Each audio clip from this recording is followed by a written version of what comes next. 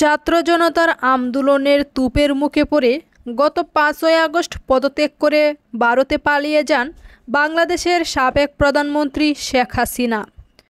এরপর থেকে ভারতের আশ্রয়ে সেখানে 2 মাস অবস্থান করেন। এবার ভারত ছেড়ে শেখ হাসিনা সংযুক্ত আরব আমিরাতে আশ্রয় নিয়েছেন বলে জানা গেছে। তবে ঠিক কবে নাগাদ তিনি আরব আমিরাতে পৌঁছান তা এখন পর্যন্ত জানা যায়নি।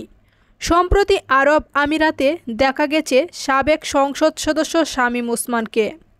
ধারণা করা হচ্ছে আরব আমিরাতের আজমান শহরে শামীম ওসমানের বাড়িতে শেখ হাসিনা আশ্রয় নিয়েছেন। এর আগে যুক্তরাষ্ট্র ভারতের কাছে জানতে চেয়েছে শেখ হাসিনা কিভাবে কোন অবস্থায় দিল্লিতে অবস্থান করছেন। জবাবে ভারত সরকার বলেছে খুব স্বল্প সময়ের মধ্যেই মধ্যপ্রাচ্যের কোনো একটি দেশে তিনি চলে যাবেন। তার আগে সংযুক্ত আরব আমিরাতে শেখ হাসিনা রাজনৈতিক আশ্রয় চাইলে দেশটি রাজি হয়নি। ব্রিটেন, যুক্তরাষ্ট্র ও মধ্যপ্রাচ্যের অন্যান্য দেশগুলোর মতো সংযুক্ত আরব আমিরাতেও শেখ হাসিনাকে রাজনৈতিক আশ্রয় দিতে স্রেফ মানা করে দেয়।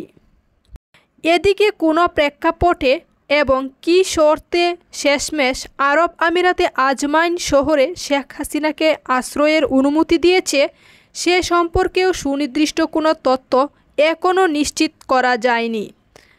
আরব আমিরাতের আজমাইনে শেখ হাসিনা ঠিক কতদিন অবস্থান করবেন এবং তার পরবর্তী গন্তব্য কোথায় সে বিষয়েও জানা যায়নি। শেখ হাসিনা বাংলাদেশ ছেড়ে ভারতে থাকার ভিসার মেয়াদও শেষ হয়ে যায় বেশ কিছুদিন আগেই।